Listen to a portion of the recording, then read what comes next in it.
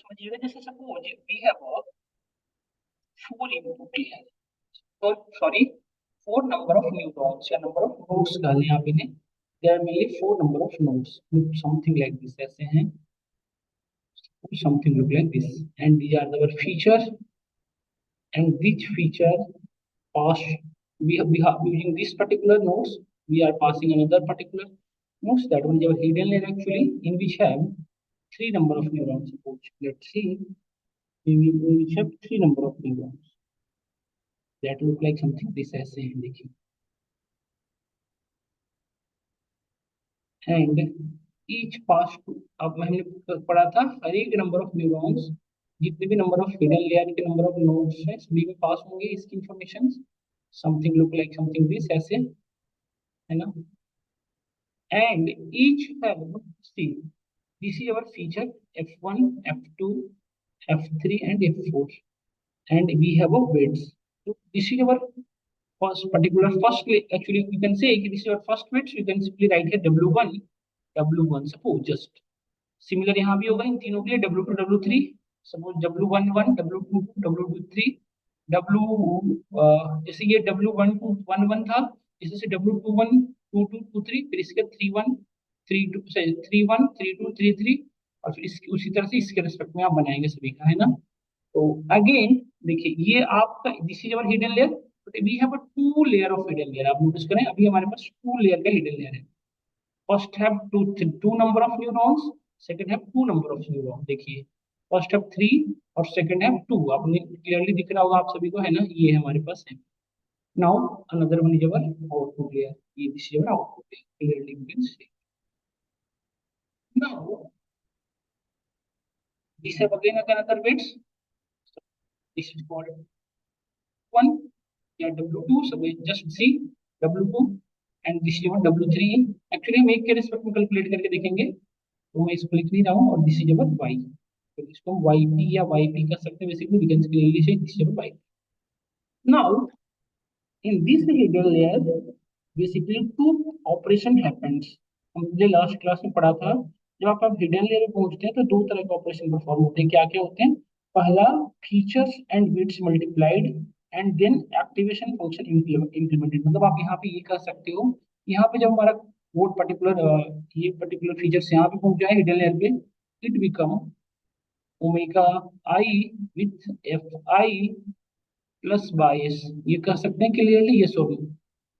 and after that we implemented activation function as well, then it become a function, इसको मैं as fx return कर देता हूँ, आप इसको एज fx कर सकते हो, ठीक है, इसको मैं fx के थ्रू रिप्रेजेंट कर रहा हूँ। हम सभी को कोई डाउट तो नहीं हो रहा ना, कोई प्रॉब्लम तो नहीं हो रही यहाँ तक समझने में ना, इस पूरे इंटायर इक्वेशन को एज फंक्शन की तरह हम ट्रीट कर सकते हैं ना, इसको एज फंक्शन लिख देता हूँ मैं, यहाँ तो कोई नोटेशन में कोई प्रॉब्लम हो रही है तो बताओ, यस नहीं हो रही, फंक्शन से नोटेशन दे देता हूँ ताकि हमें समझ में आए। अब देखो रिजल्ट सभी लोग समझना, जैसे ये जब ये फंक्शन है तो फंक्शन की कोई ना कोई आउटपुट आएगा, ये सब, तो इसको मैं रिजल्ट कह देता हूँ R1, this is our result R2, इस फंक्शन को जनरेट होकर जो रिजल्ट आया this is our result R3, तीन रिजल्ट, ये तीन basically result generate. Now again this weights implemented with this one, and also again and added bias, and again another particular function created, यहाँ पे again फिर से एक function create होगा, fx1 fx2 लिख देता हूँ नाम, and then again we another particular, देखो जैसे ये फर्स्ट हिडन लेयर का था तो ये R1 लिख देता हूँ,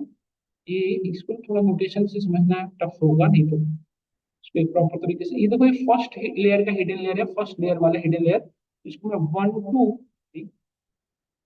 इसको R11 R12 और R13 लिख देता हूँ। अब यहाँ पे देखिए, अब सेकंड हिडन लेयर जो है, ये दोनों मिलके हिडन लेयर ही होते हैं, हम पढ़े थे लास्ट क्लास में, सब चीजें हमने बता रखा था आपको, आर्किटेक्चर बहुत बेसिक से हमने समझाया था आपको, और इस पर्टिकुलर फंक्शन से जो रिजल्ट जनरेट हुआ उसको मैं R21 कर देता हूँ, दिस इज R2, ठीक है, और ये मल्टीप्लाइड। अब एक चीज समझना है, सब ये सभी के साथ हुआ होगा, आपको लिख दूंगा तभी आपको समझ में आया, ना लिख दूं तभी समझ में आ रहा होगा, हर एक के साथ वेट हुआ होगा ये ओमेगा 3, फिर इसके साथ वही ऐसे ही हुआ होगा ओमेगा, जैसे इसको यदि आप लिखना चाहो तो प्रॉपर ऐसे लिख लो 2 1 2, हर एक वेट्स के साथ कुछ, हर एक नंबर ऑफ न्यूरॉन्स के साथ वेट असाइन हुआ है ना। तो यहाँ भी हमारा y भी आया होगा, and we have another y also, we have y, हमारे पास y भी होगा जिसके भी यहाँ पे हम यहाँ पे लॉग को चेक करेंगे, जैसे आप कॉस्ट लॉस फंक्शन हमारा क्या था, लॉस फंक्शन का इक्वेशन क्या था, यही था ना हमेशा, समेशन ऑफ वाई। यदि आप सिंपली बात करो तो बेसिकली ऐसे होगा वाई पी माइनस वाई, है ना। और यदि इंटायर की बात करो तो summation of y p minus y का होल स्क्वायर हो जाएगा। और यदि इंटायर कॉलम की बात करो तो वन अपॉन एन हो जाएगा, यही होगा ना, ये सब नो रजत।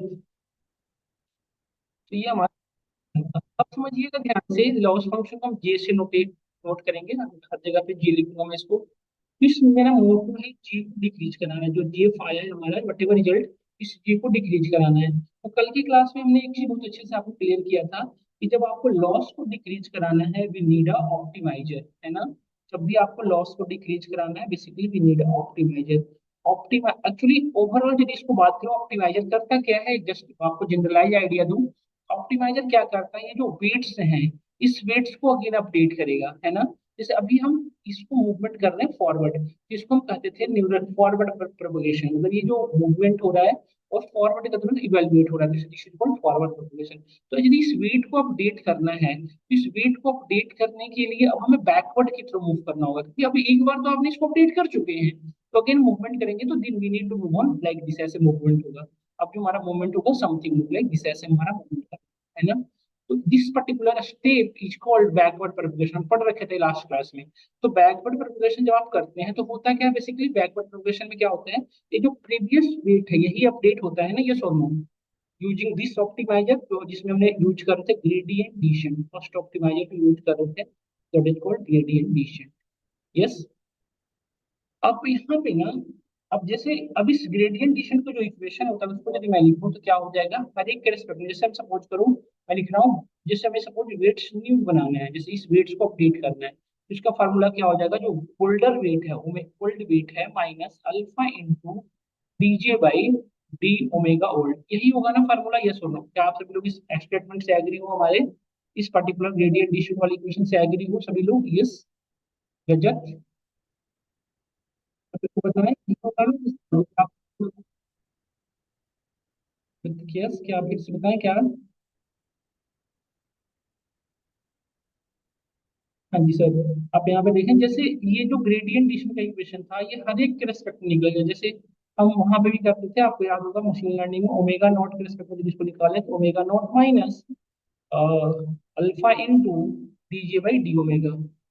है ना, यही करते थे ना आप। तो ये बेसिकली क्या होता है कि जब भी हमारा न्यूली वेट निकालना है तो जो प्रीवियस वेट है उसमें से जो डेरिवेटिव, मतलब जो डिफरेंशिएट करके आपने लॉस को ओमेगा नॉट के रिस्पेक्ट में जिस भी वेट के रिस्पेक्ट में निकाल रहे हैं उसमें वेट के रिस्पेक्ट में जो डेरिवेटिव करके रिजल्ट आए उससे आप इसको सब्ट्रैक्ट करते थे, यही करते थे ना using this particular alpha, alpha ये लर्निंग रेट है ना, यही करते थे। इसको हम जनरलाइज तरीके से ऐसे लिख सकते हैं कि जब भी हमें न्यू वेट निकालना है, मतलब अपडेटेड वेट निकालना है, जैसे ओमेगा थ्री इसके रिस्पेक्ट में मुझे ओमेगा न्यू निकालना होता, तो इसका इक्वेशन क्या हो जाता है, omega new is equal to omega three minus alpha into d J by d omega three, यही होगा ना इसका इक्वेशन यदि ओमेगा थ्री के रिस्पेक्ट में बात करें तो। जैसे कि मैं ये कह रहा हूँ कि जैसे ओमेगा थ्री को मुझे अपडेट करना हो, अच्छा आई एम सेइंग दैट कि जैसे ओमेगा थ्री न्यू ये जनरेट करना है, तो इसका क्या हो जाएगा, ओमेगा थ्री जो प्रीवियस है minus alpha into d J by d omega three, यही हमारा इक्वेशन होगा ना। इस तरह से सब पे होगा, क्या हम सभी लोग इस पर्टिकुलर स्टेटमेंट से क्लियर हो रहा होगा आपको, क्या आपको यहाँ तक कोई श्योर है तो बताएं। यस, इसको हम ओ थ्री वन कह रहे हैं, जो स्टार्टिंग उसका जो रिजल्ट लेके आया है इसको मैं ओ थ्री कह देता हूँ, ओ थ्री वन, ये आउटपुट लेयर का हमारा है रिजल्ट, ये फंक्शन ये भी जो जनरेट किया है वाई पी को उसका आउटपुट ये इस तरह से। तो अब हमारा मेन मोटिव है क्या, समझिए सुनिएगा ध्यान से, हर बार जैसे यहाँ पे तो आपने आसानी से इस वेट, ये जो वेट है ये इस पर्टिकुलर की वजह से इम्पैक्टेड हो रहा है, ये जो हमारा आर टू है इसको वजह से इम्पैक्ट हो रहा है, मतलब मेरा कहने का सेंस ये है, फिर से मैं रिपीट करता हूँ। जैसे आप एक इस पर्टिकुलर लेयर पे तो मतलब डेरिवेटिव को डिफरेंशिएट करके वेट अपडेट करना आसान था, बट सपोज करो मैं यहाँ पे इस वेट को अपडेट करना है, इसके वेट को अपडेट करना है, तो ये जो वेट है ये प्रीवियस वाले की वजह से इम्पैक्टेड हो रहा होगा, और ये जो वेट है इसकी वजह से अब इम्पैक्ट होगा, ये सब लोग बताएं, क्योंकि अभी इसको निकालने के लिए इसको यूज कर रहे होंगे आप, इसको जब ये निकला होगा आर टू वन नया निकलेगा, जैसे कि इस वेट को यूज करके हम एक पूरे फंक्शन को ही तो कैलकुलेट करना है, तो इस वजह से इसका इम्पैक्ट इस पे है। क्या हम ये कह सकते हैं कि हर प्रीवियस जो हर नेक्स्ट स्टेप है उसके प्रीवियस स्टेप का या प्रीवियस न्यूरॉन का इम्पैक्ट रहा है, क्या इस स्टेटमेंट को हम कह सकते हैं या सो। तो जस्ट हम एक एग्जाम्पल पर्पज से यदि मैं बात करूं कि मुझे ये कैलकुलेट करना हो, जैसे कि सपोज अभी मुझे ये निकालना हो, ये पर्टिकुलर अपडेट्स ये वाला निकालना हो अपडेट 3, तो इसका इक्वेशन एक्चुअली में क्या हो जाएगा, देखिए आप अभी हमने पढ़ा था, इसका हम क्या ऐसे लिख सकते हैं, डीजे बाई लॉस को मैं जे से डिनोट करता हूँ, डीजे बाई डी ओमेगा 3 को हम ऐसे लिख सकते हैं, बेसिकली हम लिख सकते हैं क्या, डीजे बाई ये जो ओमेगा 3 है इस वजह से इम्पैक्ट हो रहा है हमारा, है ना, जो रिजल्ट इसके साथ जो वेट असाइन हुआ होगा, इसको लोग जनरलाइज तरीके से ऐसे लिख सकते हैं, डीजे बाई डी रिजल्ट 3 जो आउटपुट थर्ड लेयर पर जो रिजल्ट है, मल्टीप्लाइड बाई यहाँ पे थोड़ा सा मैं एक्सप्लेन कर दूंगा, एक सेकंड रुक जाए just, with respect to omega 3, यही हो जाएगा ना हमारा इसका, क्या हम इस चीज को ऐसे भी लिख सकते हैं, इसको डायरेक्टली आप ऐसे भी लिख सकते थे जो हमने यहाँ पे लिखा था, डीजे बाई डी ओमेगा 3। अब यहाँ पे देखो ये जो रिजल्ट है ओमेगा 3 जो रिजल्टेड जो जनरेटेड रिजल्ट है, इस वो 3 या ओमेगा 3 का है ना, इसको कर सकते हैं, तो ये ओमेगा 3 कैंसिल, तो d J by d omega 3 direct आ रहा है ना, एक्चुअली यहाँ से मैं ना, आप डिफरेंशिएशन में चीज पढ़े होंगे चेन रूल, ये हमें आगे हेल्प करेगा, इसलिए मैं ऐसे यूज कर रहा हूँ, अभी से ये चीजें समझ में आ रहा होगा आपको, DJ by d omega 3 he actually मैं लिखा हूँ, इसको थोड़ा सा जनरलाइज तरीके से मैं लिखा ओ 3, जैसे ये ओ 3 बेसिकली ये जो ओमेगा 3 है इसकी वजह से इम्पैक्टेड हो रहा है, मैं ओ 3 के रेस्पेक्ट में सबसे पहले डिफरेंशिएट करके चेन रूल को फॉलो, इसी पर्टिकुलर यदि इस पर्टिकुलर वे को फॉलो करके यदि मुझे ये निकालना हो, लाइक मुझे मैं आपसे कहूँ मुझे ओमेगा 2 अपडेटेड ओमेगा 2 निकालना हो, ये अपडेटेड मतलब ओमेगा 2 न्यू यदि मैं बात करूँ, मुझे ये अपडेट निकालना हो, तो इसका इक्वेशन क्या होगा, आप सभी आप यदि देखें यहाँ पे नोटिस करें, ये अपडेट होने के लिए इसका इम्पैक्ट है इसमें, और इस पे इसका इम्पैक्ट है ना, तो यदि चेन रूल से फॉलो करें तो हम यहाँ से डिफरेंशिएट डिफरेंशिएट इस मतलब इस पर्टिकुलर रेस्पेक्ट में डिफरेंशिएशन को फॉलो करते चलेंगे, मूवमेंट आगे की, मतलब मेरा कहने का सेंस है कि आप इसको ऐसे लिख सकते हैं सिंपली, यदि और छोटा मैं करूँ स्क्रीन वो भी दिखता रहे आपको समझ में आएगा ज्यादा, ओमेगा 3 को यदि मैं इसको लिखूँ एक्चुअली इसको क्या हम ऐसे लिख सकते हैं, सब लोग देखें और चीजों को समझने की कोशिश करें, डीजे बाई डी ओमेगा 3 1, और ये जो पर्टिकुलर है ये इम्पैक्ट हो रहा है इसकी वजह से, है ना, इसको अच्छा ये R2 लिख देता तो ज्यादा बेटर होता, हम R2 लिख रहे हैं, वो यूज कर रहे हैं sorry,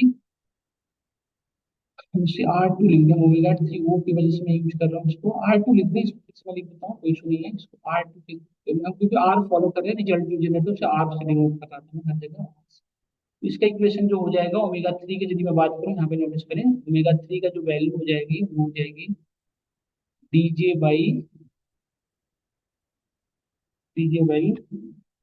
DJ by d omega d J by वो रिजल्ट जो है हमारा 3 1 multiplied by d J by d omega 3, d J नहीं डी, रिजल्ट है result R3 d R three with respect to d R three 1 divide by d omega 1, तो ये से ये कैंसिल हो जाएगा, एक्चुअली मैं डी ओमेगा 3 ही लिखा हूँ overall, DJ by d omega 3 जो डिफरेंशिएशन करते हैं, एक्चुअली यहाँ पे इसका रोल दिखेगा जब आप इसको निकालेंगे, देखिए सबसे पहले यहाँ से हम चलते हैं, तो सबसे पहले डीजे भाई जो जो रिजल्ट जनरेट हुआ था R3 1 जो लास्ट रिजल्ट फाइनल ईयर पे है, ये जो पर्टिकुलर ये है उसका इम्पैक्ट इसकी वजह से है, तो क्या मैं इसको जो है इसके रेस्पेक्ट में डिफरेंशिएट करता हूँ, तो ध्यान से देखिएगा R3 1 with differentiated with R2 1, and again this particular R2 1 impacted by this weights, so we can simply write here omega 2 1 R2 1 actually R2 1 differentiated with omega 2 omega 3 actually मैं लिख रखा हूँ, सॉरी ओमेगा 2 लिख रखा हूँ, तो omega 2 simply write, तो यहाँ पे नोटिस करें ये यहाँ से कैंसिल हो रहा है, ये यहाँ से कैंसिल हो रहा है, ओवरऑल मैंने डीजे बाई डी ओमेगा 2 ही लिखा है, बट इसकी वजह से आपको इसे सॉल्व करना आसान हो जाएगा, क्योंकि हम स्टार्टिंग में जब इसे सॉल्व कर रहे होंगे तो ये सारी चीजें हम कैलकुलेट कर रखे होंगे, यदि हम चेन रूल को फॉलो करें तो हमारे लिए कैलकुलेशन आसान हो जाएगा, समझ पा रहे हैं, ये प्रीवियस वन का स्टेप्स को मैं फॉलो करते हुए लिख रहा हूँ, बट एक चीज मैं अभी बताना चाह रहा हूँ, ध्यान से देखना है सब लोग को, यहाँ पे यदि मैं पहुंचाऊँ, एक बार मैं बता रहा हूँ, जैसे ये आप जब यहाँ पे इस पर्टिकुलर आपने बैकवर्ड क्वेश्चन को फॉलो करते हुए यहाँ पहुंच चुके हैं, बट जब यहाँ पहुंचे हैं तो यहाँ पे only one particular only one neuron नहीं फॉलो कर रहा है, टू वे न्यूरॉन फॉलो कर रहा है, इधर से भी जा रहा है, नोटिस करिए, है ना, तो इसका रिजल्ट सिर्फ ये नहीं होगा जो आपने जनरेट किया है, यदि कंप्लीट आर न्यू जो कैलकुलेट होगा, जैसे एंड ऑफ द कैलकुलेशन जो R11 जो जब फॉरवर्ड प्रोग्रेशन में जो R11 निकाला था, वो अब आपको R11 न्यू निकालना होगा, मतलब नया रिजल्ट जनरेट होगा ना इसका कुछ ना कुछ। तो जो नया रिजल्ट जनरेट होगा इन दोनों का कॉम्बिनेशन होगा, जो ये किया आपने, ये पाथ फॉलो किया, अब इसको भी फॉलो करना पड़ेगा आपको, है ना। इसको फॉलो यदि हम करें तो इसका वेट, इसका क्या हो जाएगा आप बता सकते हैं क्या? हम सभी लोग में से कोई एक आइडिया दे सकते हैं इसका क्या हो जाएगा? इसका भी सिमिलर ही होगा, इसका भी जैसे इस ये जो आपने नोटेशन यूज की, जो आपने फॉलो किया, प्लस इसके साथ उसको भी अटैच करना पड़ेगा। तो यहाँ से शुरू करो, इसको भी करना dj बाई, इसको भी D result, sorry result 31 multiplied by result of 31 derivative of ये R22 से इम्पैक्ट हो रहा है, इसका रिजल्ट है, तो divided by R22 and this R22 result जो जनरेट हुआ इस फंक्शन को, that is impacted by omega, अभी जो भी रखा होगा, जैसे ओमेगा 21 लिखा होगा, we can simply write here omega 2, है ना।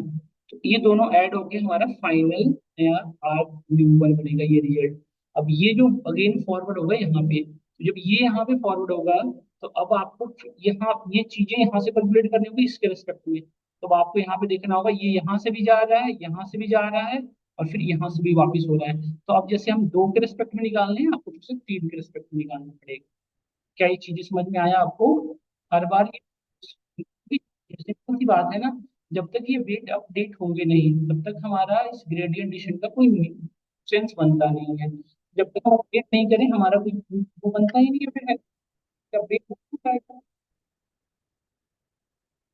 हर वेट्स पे अपडेट होंगे। और हर जैसे देखो, जब भी रिटर्न लेयर के नोड से पहुंचोगे रजत आप, तो एक सिंगल वैल्यू जनरेट होगी ना बेटा यहाँ पे। तो जैसे आप देखो, यहाँ पे तो एक फाइनल, जैसे यहाँ पे मल्टीपल वेट्स जा रहे हैं, बट यहाँ पे जब आप पहुंचोगे तो एक फाइनल रिजल्ट जनरेट होगा ना, जिसमें R2 से कह रहा हूँ, है ना। उसी तरह से यहाँ पे भी एक फाइनल बनेगा, और ये जो फाइनल रिजल्ट है वो अगेन फॉरवर्ड होगा हमारे इनपुट लेयर के लिए। इनपुट लेयर में जब जाएगा, एक सिंगल रिजल्ट नहीं जनरेट हो रहा है, देखो एक यहाँ से जा रहा है, फिर एक यहाँ से जा रहा है बेटा, फिर एक यहाँ से जा रहा है, तीन जा रहे हैं ना, यदि आप समझो तो ये चीजें है ना। तो फिर यहाँ पे इसी तरह से तीनों के रेस्पेक्ट में निकालना पड़ेगा। जैसे आपका R21 ये निकल के आया है, इसका कोई रिजल्ट, फिर इसी तरह से आपका इसका R22 का निकालना पड़ेगा, इसी तरह से R23 का निकालना पड़ेगा, है ना। ये चीजें समझ में आ रहा है ना, ये चीजें तो इस तरह से हमारा तो ये बेसिकली ग्रेडियंट डिसेंट के और ये अब एक चीज पॉइंट है ये हमारा, कि ये जो फॉरवर्ड पहले हमने फॉलो किया, जैसे सबसे फर्स्ट टाइम हमने फॉरवर्ड प्रोग्रेशन को फॉलो किया, जब हम यहाँ रिजल्ट पे आए में कुछ लॉस जनरेट हुआ, लॉस जनरेट होने की वजह से हम अगेन यहाँ पे आए बैकवर्ड प्रोग्रेशन पे, और फिर हम again forward progression view move करेंगे, फिर यही सेम चीजें रिपीट करेंगे। ये जो नंबर ऑफ, देखो एक चीज और बताऊं, फर्स्ट टाइम जब ये फॉरवर्ड प्रोग्रेशन करेगा और फर्स्ट प्रोग्रेशन और सेकंड जब ये जो रिटर्न होगा, तो this is called one epoch, ये पूरे को मिला के एक इपोक्स बनते हैं,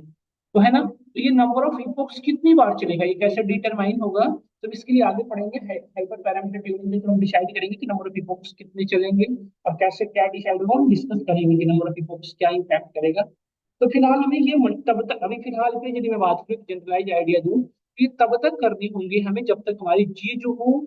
वो डिक्रीज ना हो जाए, मतलब हम ये कह सकते हैं वाईपी जो है हमारा अप्रोक्सीमेट वाई के सिमिलर ना हो। क्या हम ये क्लियर कर सकते हैं ना एक सिंपल वर्ड में? ये मेन, तो ये यही हमारा मेन मोटो रहा है, और इसी को रिपीट तब तक करते रहेंगे अपनी फॉरवर्ड प्रोग्रेशन को और बैकवर्ड प्रोग्रेशन को, जब तक हमारा वाई भी वाई के नियर बाई ना आ जाए। और तब तक ये हमें ये जो हर बार वेट को अपडेट करने के लिए डिफरेंशिएशन के चेन रूल को फॉलो करता रहेंगे हर एक पर्टिकुलर नोट्स पे।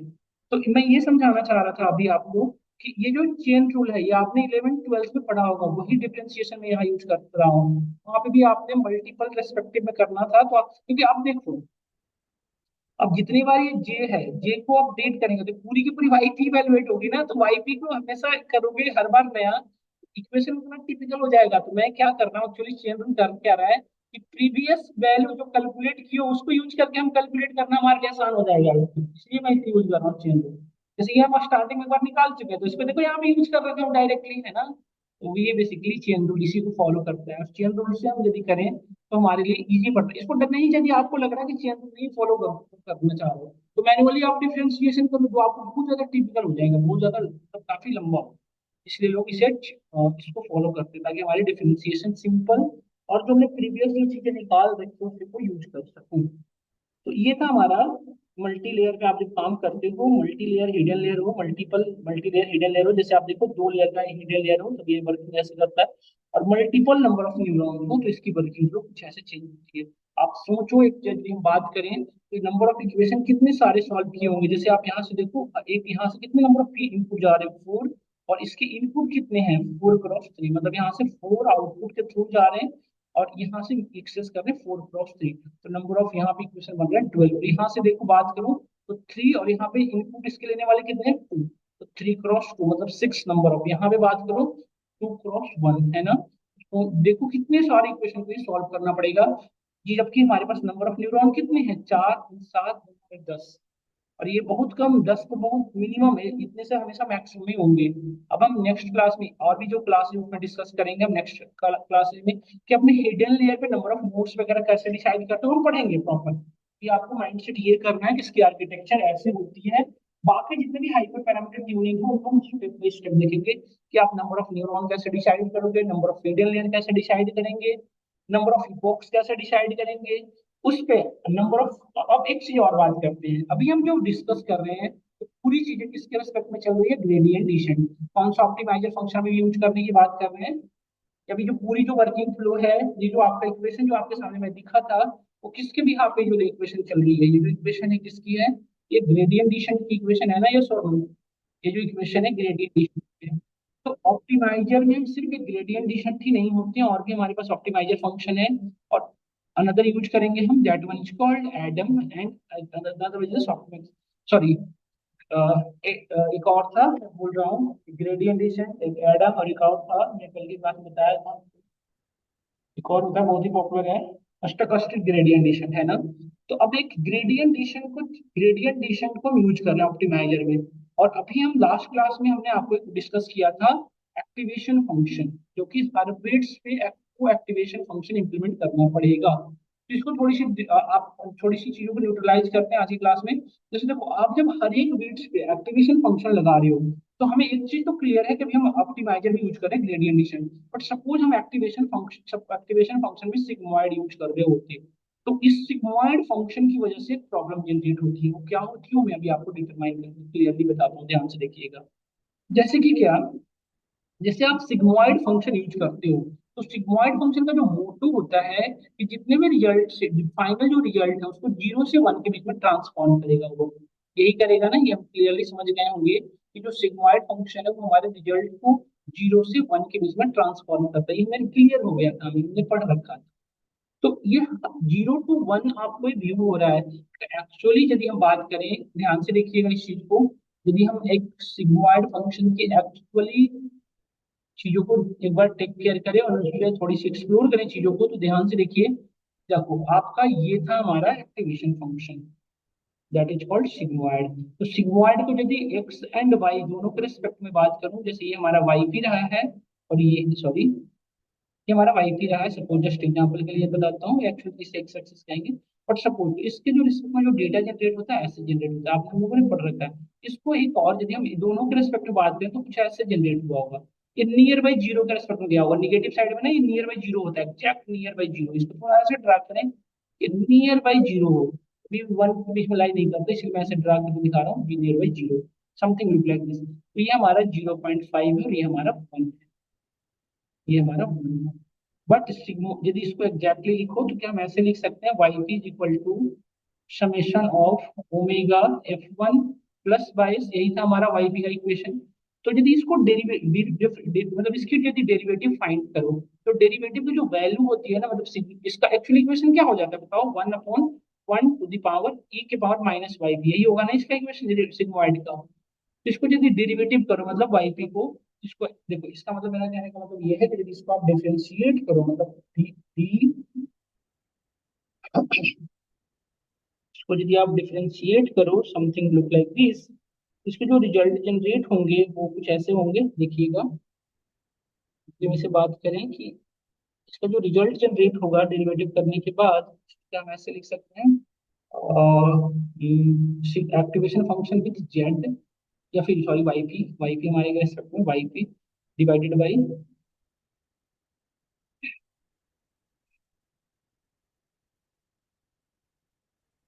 इसके रिस्पेक्ट में इसको करेंगे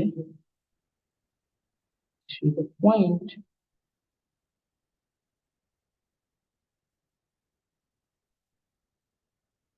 हाँ, इसको वाईपी के रिस्पेक्ट में तो करेंगे, स्टार्टिंग में वाईपी के रिस्पेक्ट में करें तो इसकी जो वैल्यू होगी 0 से 0.25 के बीच में लाई करेगी, जिसको यदि इसको डिफरेंशिएट करो तो हम क्या ये ऐसे कह सकते हैं कि जो इक्वेशन है ये कुछ ऐसे ड्रा हुआ होगा। इसको थोड़ा एग्जैक्ट मैं नहीं बना पा रहा हूँ, कुछ ऐसे होगा, देखिए इसे ड्रा करके दिखाता हूँ। 0.25 की वजह से एक प्रॉब्लम जनरेट होगी, वो दिखाऊं मैं आपको। ये कुछ ऐसे जाता है 0.25 से होते हुए नियर बाई 1 ऐसे ऐसे मूव करेगा, ये ऐसे समथिंग लुक लाइक दिस, ऐसे 1 से होते हुए नियर बाई 1 ऐसे। ठीक है। और ये जो इसकी जो डेरिवेटिव करेंगे तो इसकी जो वैल्यू होती है 0.25 से लेस होती है, मतलब इससे भी हाँ ऐसे होती है 0.25 ऐसे। इस वजह से एक्चुअली एक प्रॉब्लम होती है, क्या होती है ये मैं बताता हूँ अभी। ये वैल्यू जैसे ये 0.25 मैक्सिमम इसको 0.25 तक ही जाता है इसके हाफ तक, इसकी डेरिवेटिव करो तो इस वजह से प्रॉब्लम जनरेट होता है। वो प्रॉब्लम क्या है मैं अभी आपको डिस्कस कर रहा हूँ, देखिए।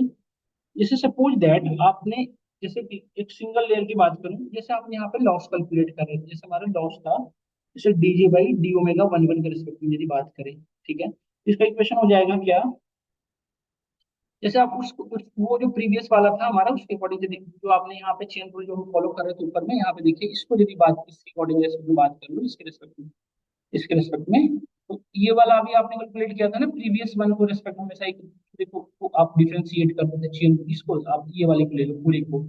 ये वाली वैल्यू को यदि मैं पूरी को रिप्रेजेंट करूंगी ओमेगा थ्री के रिस्पेक्ट में, तो J1 divide by R31 divide by R31 into W omega three, यही था ना हमारा, जो मैं इसी को लिख रहा हूँ यहाँ पे देखिए।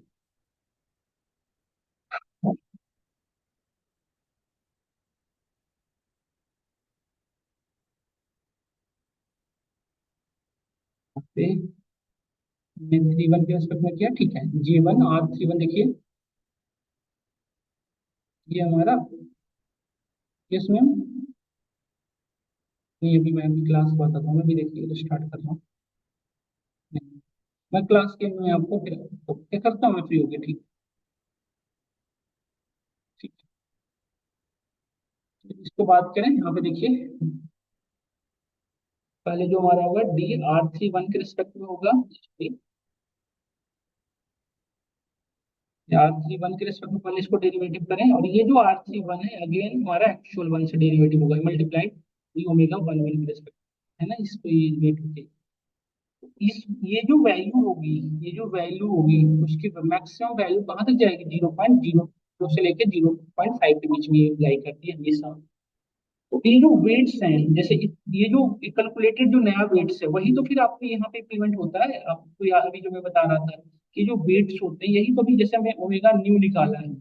यही तो यहाँ पे अपडेट होंगे, तो ओमेगा वन वन की जो वैल्यू आपने लाया है minus alpha into d J by T omega one one, यही तो यहाँ पे अपडेट होता है। इस ओमेगा जो प्रीवियस है ओमेगा वन उससे माइनस हो गई है वैल्यू। होता क्या है, सो समझिएगा, एक्चुअली होता क्या है कि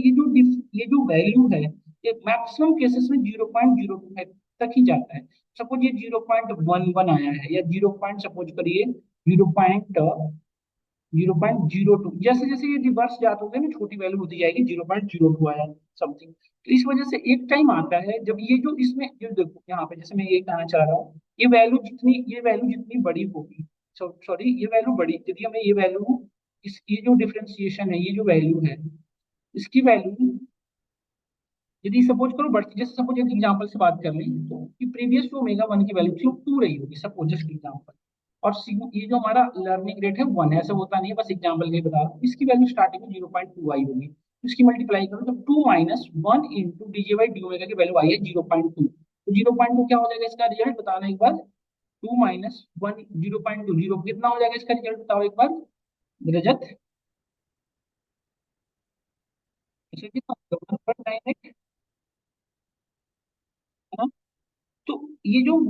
हमारा ओमेगा न्यू है, अभी जो वैल्यू है जैसे देखो ये जैसे ये वेट्स हैं हमारे जो हमेशा अपडेट होते रहेंगे, तो ये वैल्यू टाइम ऐसा होगा ना जितना ज्यादा ये बड़ा, जैसे ये वैल्यू बहुत ज्यादा इम्पैक्ट होगी छोटी value, तो ये आपके इसके नियर बाई हो जाएगी, मतलब ये दोनों सिमिलर ही हो जाएंगे, मतलब हमारा वेट अपडेट होना ही बंद हो जाएगा।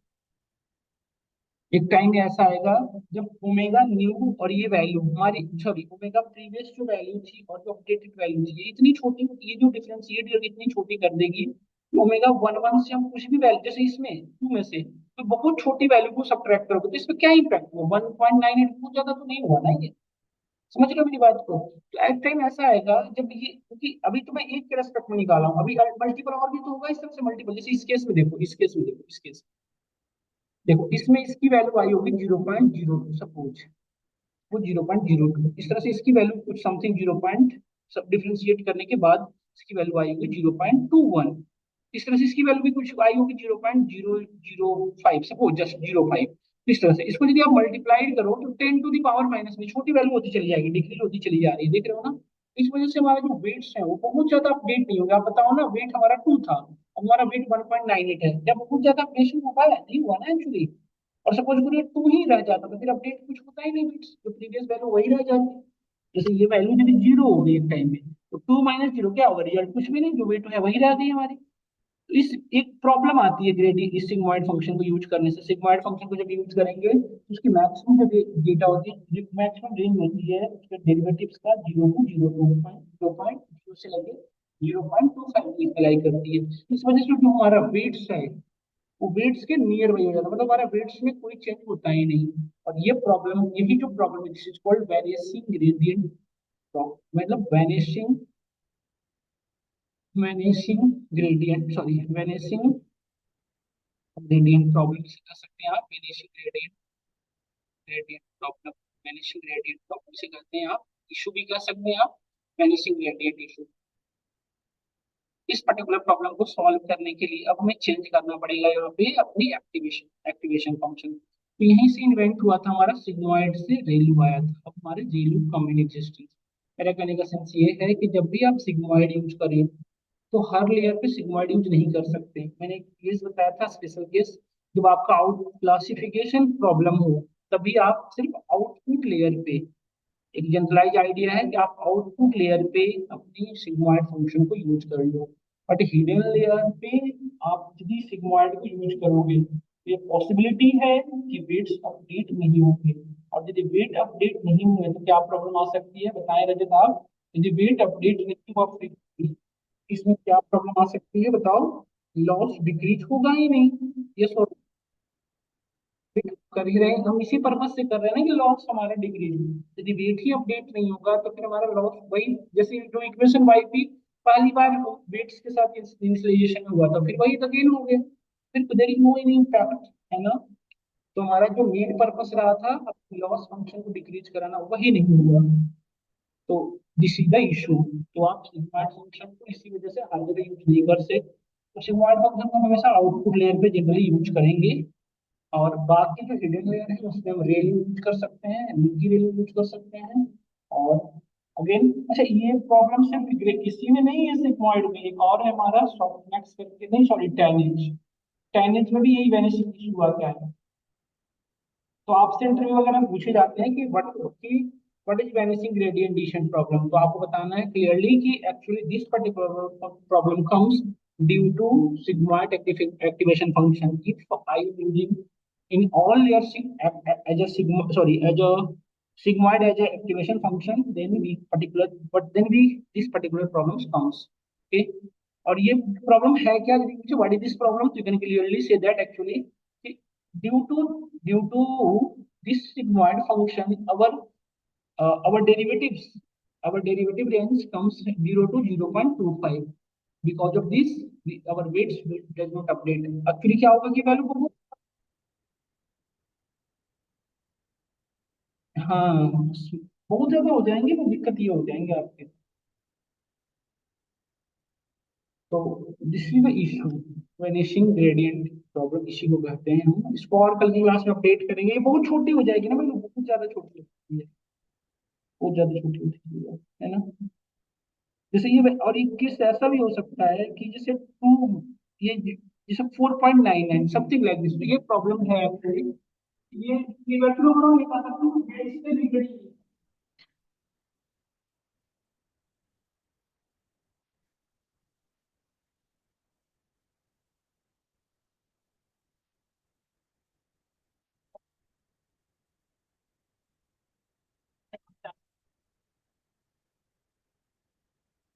इसी, हाँ इसको यूज ना नहीं, इसको यूज तो करना पड़ेगा ना हर जगह। कहीं कहीं हमें जरूरत भी तो पड़ती है ट्रांसफॉर्म करने की, वन से जीरो के बीच में। कुछ सिनेरियो ऐसे भी तो हैं जहाँ पे मैं रेंज में चाहिए ये वाला, उस केस में चाहिए। हाँ नॉर्मलाइजेशन भी कर ही सकते हैं। बट बेटर है अभी फिलहाल हम नॉर्मलाइजेशन पे जाएंगे आगे बढ़ते। फिलहाल के लिए हम इस बात पे रहे कि अभी हम अपने एक्टिवेशन फंक्शन चेंज करते हैं, that one is the read mobile से बेटर यूज करेंगे देंगे। अब ये लोगों को कुछ इशू आएगी तो हम डिस्कस करेंगे आगे की क्लास में। फिलहाल हम यहाँ तक रखते हैं, कल इसको और थोड़ी एक्सप्लोर करेंगे, पहले पहले से ग्रेडियंट एडिशन को और क्या क्या इशू आ सकती है इसमें। तो ये वेट्स हमारा ये प्रॉब्लम है, इसमें वेट्स अपडेट नहीं कर पाएंगे या वेट्स बहुत ज्यादा छोटी हो जाती है, ये प्रॉब्लम ये वेट होता है इसमें। क्या ये चीज एक बार मैं आपसे ये कह रहा हूँ, तो ना एक बार खुद से ड्रा कर लेना, डिस्क्रिप्शन नोट राइट कर लेना। और ये जो मैं आपको चेन रूल के थ्रू जो मैं डिफरेंशिएशन समझा रहा था, ये हर एक पर्टिकुलर, जैसे आप इस वेट्स को निकाल रहे थे, इस वेट को इस रिजल्ट और इस रिजल्ट का इम्पैक्ट था, उसी तरह से जब यहाँ पहुंचोगे तो इस वेट्स का और इसके प्रीवियस वेट्स का और इसका रिजल्ट इम्पैक्ट होगा। तो यहाँ से शुरू करेंगे, वर्क चेन रूल फॉलो करेंगे, यहाँ से यहाँ इसके रिस्पेक्ट में इससे यहाँ पहुंचेंगे। तो मेरा कहने का सेंस ये है कि एक बार ना मैन्युअली से ड्रा कर लेना आपने, इससे हर एक कम एटलीस्ट वन नोड पे हर एक का इक्वेशन तो राइट डाउन खुद से कर लेना। तो इंटरव्यू में आपसे न्यूरॉन्स, ये जो आपके आर्किटेक्चर दिए है, एएनएन की आर्किटेक्चर डिफाइन करने के लिए बोला जा सकता है, और इसके इस वेट्स अपडेशन के वेट्स अपडेशन को मैन्युअली करने का वो बोला जा सकता है कि करके दिखाओ आप कैसे इसका इक्वेशन को। या जस्ट आपको बता दिया कि just show me your neural network architecture, तो आपको पता ना होगा ये, क्योंकि फॉरवर्ड प्रोपगेशन करके आप नहीं दिखा सकते, बैकवर्ड प्रोपगेशन तो करना ही होगा। और जैसे ही बैकवर्ड प्रोपगेशन की बात करेगा तो आपसे मेनली यही पूछना चाहेगा कि इसके बिट्स अपडेट कैसे करें, और बिट्स अपडेट करने का यही वे है, हम चेन रूल फॉलो करेंगे तो डिफरेंशिएशन हम 11 12 में पढ़ेंगे। ठीक है, यही तक मैं रख रहा हूँ आज की क्लास।